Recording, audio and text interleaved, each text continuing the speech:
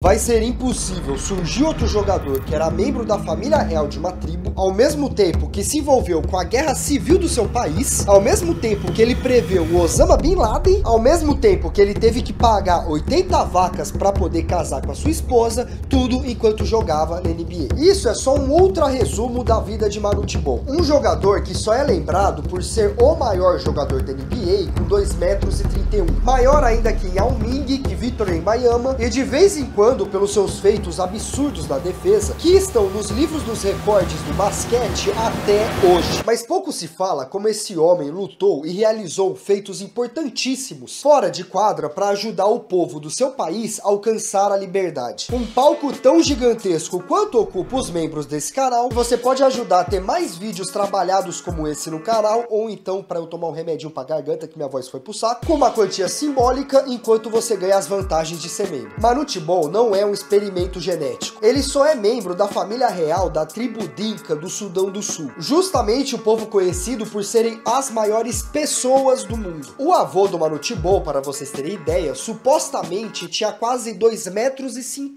Só a mãe dele tinha quase a mesma altura que o LeBron James. Porém, ser da realeza da tribo Dinka não é aquele luxo que a gente vê nos filmes que falam de realeza, já que isso significava uma responsabilidade maior para passar pelos rituais da tribo, como arrancar o dente fora com um machadinho e fazer marcas no seu corpo ainda quando garoto. Porém, ele não queria ter a vida da tribo dele. Ele já chegou a fugir da tribo, inclusive, para ir para uma cidade que tinha uma escola, só para ele poder estudar e ser uma criança normal, nos termos que a gente tem normal por aqui. Ele só fez os rituais da tribo por causa da morte da mãe dele, quando ele começou a se sentir mais afastado da família, e também para poder ter uma esposa, já que só depois do ritual ele seria aceito na sua tribo como um homem de verdade. A oportunidade para Bol viver a vida que ele queria só surgiu em 1979, quando sua foto apareceu em um jornal depois de alguns políticos visitarem a vila dele, e essa foto chegou em um dos seus primos, que inclusive jogava basquete nos Estados Unidos. Só que Manute não tinha paixão nenhuma por basquete, além do fato da quadra mais próxima dele estar a 80 quilômetros de distância. Manute era tão desconectado com basquete que a primeira enterrada que ele deu na vida, ele perdeu 2 dentes batendo a boca no aro. Ele só mudou de ideia quando seu primo do basquete acionou o seu primo piloto de avião. A família Bol é tão grande quanto a altura dele, e esse primo piloto apresentou a NBA pela primeira vez a Manute e explicou para ele como os jogadores dessa liga tinham fama e dinheiro e como ele tinha potencial para se tornar um deles. E mesmo contrariado pelo pai, depois de ver as vantagens que é chegar na NBA, ele começou a treinar basquete em um time católico em Khartoum. Porém, como seu próprio primeiro treinador disse, ele não era capaz de fazer nada. Ele disse pro Bol focar em tocos e rebotes, mas ele era facilmente empurrado, ele não tinha força nenhuma. E nem mesmo no ataque, com a altura que ele tinha, ele conseguia segurar a bola direito para fazer uma cesta. Mas a motivação pelo dinheiro e fama era tão grande que ele não parou de treinar em nenhum momento depois de conseguir essa oportunidade, chegando ao ponto de aprender a arremessar com a mão esquerda, mesmo sendo destro. Tudo por um defeito que ele tinha nos dedos da mão direita que impedia ele de arremessar a bola direito. Com essa dedicação e altura desleal do Bol, seu time rapidamente se tornou um dos melhores da liga. E Bol recebeu um convite até para jogar pela seleção do Sudão do Sul. E foi um treino da seleção que o treinador do Universitário dos Estados Unidos, Don Philly, que tinha viajado para o Sudão para ajudar nos treinos, conheceu Manute Bol e instantaneamente ficou maravilhado pela raridade genética que ele era. E quando voltou para os Estados Unidos, contou sobre Bol para um dos homens mais importantes na vida dele, que abriria portas para ele chegar nos Estados Unidos. Nada mais, nada menos que o treinador, na época da faculdade Cleveland State, Kevin Mackey, que na hora ficou interessado em trazer Manute Bol para os Estados Unidos, algo que ele conseguiu em 1983 com a intenção de ser o treinador de Bol nos jogos da faculdade. Porém, ele encontrou 2 problemas. O primeiro, o mistério na idade de Manute Bol, porque caso você não saiba, existem boatos que Manute Bol teria até 55 anos quando jogou na NBA, porque na tribo Dinka não existe o conceito de certidão de nascimento. Então o próprio Kevin Mackey, quando chegou nos Estados Unidos, deu uma nova data de aniversário para ele, decidindo que ele nasceu no dia 16 de outubro de 1962. Assim, ele teria a idade ideal quando ele fosse para o draft. E se comparar com o ano que ele foi descoberto no jornal, o ano que ele escolheu até que bate com a idade que provavelmente ele teria na época. E o segundo problema é que mesmo com Kevin Mackey fazendo tudo isso que ele fez, Bol não conseguiu jogar no colegial nos Estados Unidos, justamente por não atingir a nota mínima que qualifica as pessoas para jogarem no colegial. Mas ele nem teve que se preocupar com essa fase para começar a ser descoberto pelos times da NBA, já que o treinador do Cleveland Cavaliers, Jimmy Lear, era muito próximo de Kevin, já demonstrando interesse em trazer Manute para o Cavaliers sem nunca nem ter feito uma cesta nos Estados Unidos, no dia que conheceu ele pessoalmente. Draftando Ball para o Cleveland Cavaliers no draft de 1983, na 97ª escolha. E naquela época o draft era uma zona, tinha bem mais que 60 picks, sendo 10 rounds para a época que só tinha 23 times. Tanto é que o Scooby-Doo, sim, o Scooby-Doo do desenho, já foi draftado em 1977 como um protesto de tantas escolhas esdrúxulas que vinha para a NBA por causa desse draft gigantesco. Porém, ele nunca jogou pelo Cavaliers, porque mesmo sendo draftado pelo Cavaliers, Manute nunca deu seu nome para o draft no período necessário para ser validado. Então ele foi draftado sem poder ser draftado. E foi assim que ele jogou seu primeiro e único ano de universitário, se mudando para a Universidade de Bridgeport, que tinha inclusive o programa de inglês, justamente para resolver o problema dele de não entender a língua, que iria resolver o problema dele de notas para poder jogar no universitário. E só por ele ser um gigante, ele já atraiu a atenção de muitas pessoas para ver as partidas dele. Mas o que impressiona nesse período foi as médias que ele anotou, sendo 22 pontos e meio por jogo, 13 rebotes e meio por partida, e eu juro para vocês que isso não é invenção,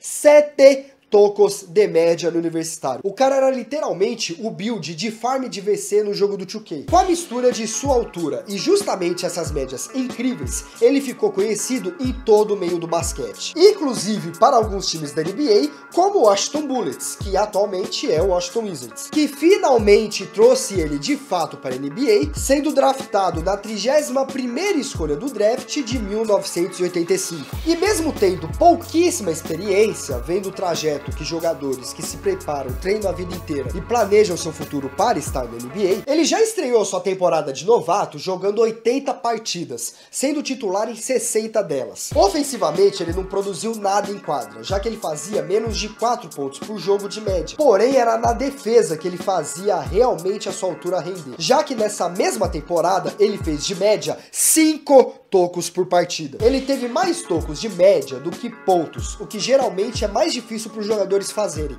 menos para Manute Ball. Somente na sua temporada de novato ele totalizou 397 tocos, sendo até hoje o segundo maior recorde de mais tocos em uma temporada só, perdendo só para Mark Eaton, que em uma temporada fez 456 tocos, sendo que ele também era um gigante de 2,24 metros.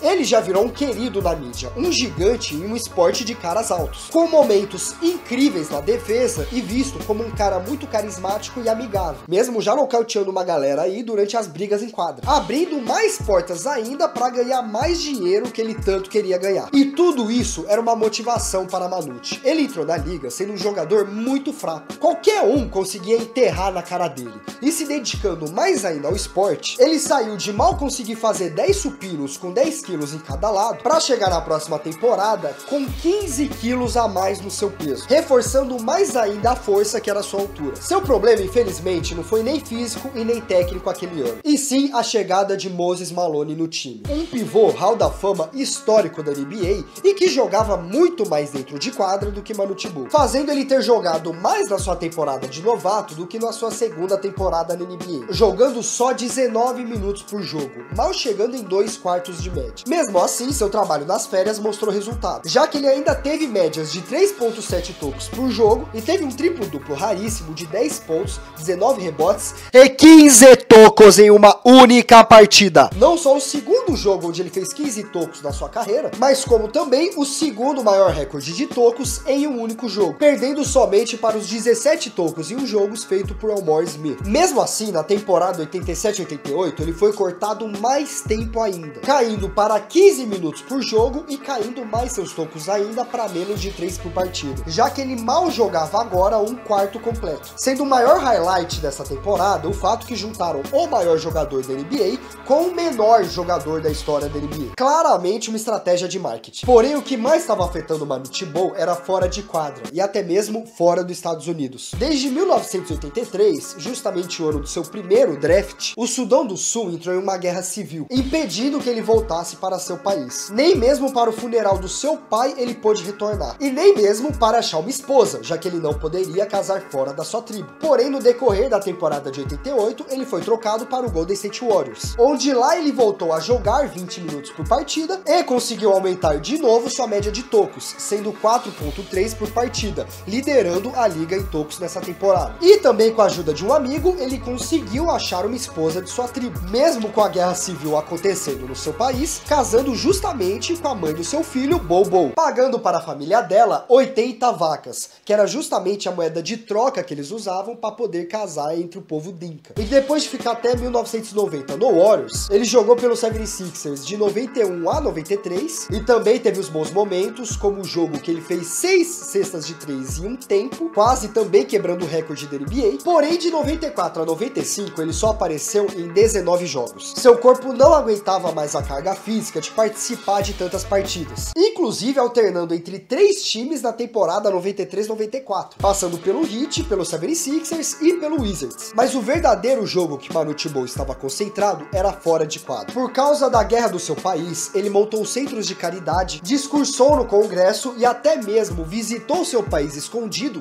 enquanto estava ativo na NBA. Tanto que foi em um congresso que ele falou o nome de um homem do Sudão do Sul que planejava um ataque aos Estados Unidos. Um homem hoje em dia conhecido como Osama Bin Laden, uma década antes do ataque às Torres Gêmeas. E esse foi um dos motivos que fez o dinheiro do Manu Tebow evaporar. Primeiro, porque ele doou mais de 3 milhões para os guerrilheiros que estavam na linha de frente da guerra, e também por dar dinheiro a qualquer membro da família que pedisse, pois para os Dinkas qualquer um deve ser tratado como irmão, independente da proximidade ou do que a pessoa já fez por você. E segundo, porque ele também gostava muito de apostas e de festas, o que sugou o resto do dinheiro dele. Porém, ele era uma atração ambulante, então ele chegou a lutar boxe de celebridades, participou de uma única partida de hóquei sem nem saber patinar no gelo, ele teve em corrida de cavalos, a popularidade dele foi o suficiente para ele sempre recuperar um centavinho do que ele perdeu. E ele teve uma oportunidade de ficar mais perto ainda na luta pelo seu país em 98, quando voltou para o Sudão do Sul e foi oferecido a ele o cargo de ministro do esporte. Porém, ele negou o cargo porque para isso eles obrigariam ele a se tornar muçulmano, algo que ele não quis, não só revoltando o governo local, como quando ele retornou aos Estados Unidos, ele retornou como fugitivo, pois nessa mesma época os Estados Unidos bombardeou o Sudão do Sul e ele foi acusado como espião. Porém, para o final feliz dessa história, a guerra na sua região acabou em 2005 e ele pôde voltar para o seu país, construindo escolas na sua cidade e viajando o país todo, ativando pela liberdade do Sudão do Sul, conscientizando as pessoas que quando o dia chegasse elas votassem a favor da liberdade do Sudão do Sul, o que em 2011 98% dos votos foram a favor da liberdade do Sudão, trazendo a vitória na luta que ele tanto batalhou, porém que ele não estava mais vivo para presenciar, já que depois de dedicar uma boa parte da sua vida para chegar no resultado que o país chegou, ele tinha morrido 1 ano antes das eleições. Manu Tebow usou toda a fama e dinheiro que conquistou jogando na NBA para ajudar a trazer a liberdade para o seu povo. O maior marco dele na NBA foi sua altura e os tocos absurdos que ele conseguia em uma noite. Mas ele não saiu da liga sendo um jogador lendário nem da liga e nem por um time. O maior impacto dele foi fora das quadras. Ele não precisava passar sua vida toda, desde que se tornou uma sensação na mídia, lutando e conscientizando para o fim de uma guerra no país. Mas ele decidiu lutar até mesmo depois do fim da guerra para que um povo pudesse ser livre. Manu Tebow poderia ter vivido desde quando entrou na NBA como rockstar, mas ele se manteve na cultura da sua tribo e fez sua luta fora das quadras ser muito maior do que ele era, dedicando cada dia da sua vida para a conquista da sua causa. E uma causa que eu gostaria de conquistar mais ainda é você virando membro do canal, que se juntando a essa lista de psicolindos, vocês não só ajudam a mais vídeos trabalhados como esse, já que a qualidade não rende tanto quanto a quantidade aqui no YouTube, com uma quantidade simbólica ao mesmo tempo que você ganha as vantagens desse canal. Mas uma ajuda que qualquer duro consegue fazer é se inscrever no canal e ativar o sininho, que é de graça e não cai o dedo, e com o sininho você consegue ver sempre que os vídeos saírem, pra você não ficar perdido falando, nossa, cadê aquele vídeo lá que você parou de falar, largou a mão de produzir vídeo? Era só ter ativado o sininho que aparecia pra você. Mas se você fosse membro, você recebia antes, só tô dizendo. Comente leão se você ficou até aqui, até porque é uma curiosidade, uma das lendas em voltas do Manu Tebow é que dizem que ele matou um leão na época da sua tribo, porém ele mesmo desmentiu que ele criou essa história só pros americanos encher o saco dele. Mas imagina um cara de 2,31 m tacando arco e flecha no peito do leão, deve ser loucura. Pra continuar seu almoço, janta, lanche ou procrastinação, esse é o último vídeo do canal nesse mesmo formato com mais conteúdo pra você aprender aprender e ficar mais atualizado da história da NBA e basquete. Esse é o último vídeo com atualizações mais recentes do que tá rolando da NBA. E esse é o último vídeo com uma história super interessante que você vai querer saber também se você for esse fã do basquete. Muito obrigado por você ficou até aqui, eu sou o Psico ABC, tamo junto, é nóis.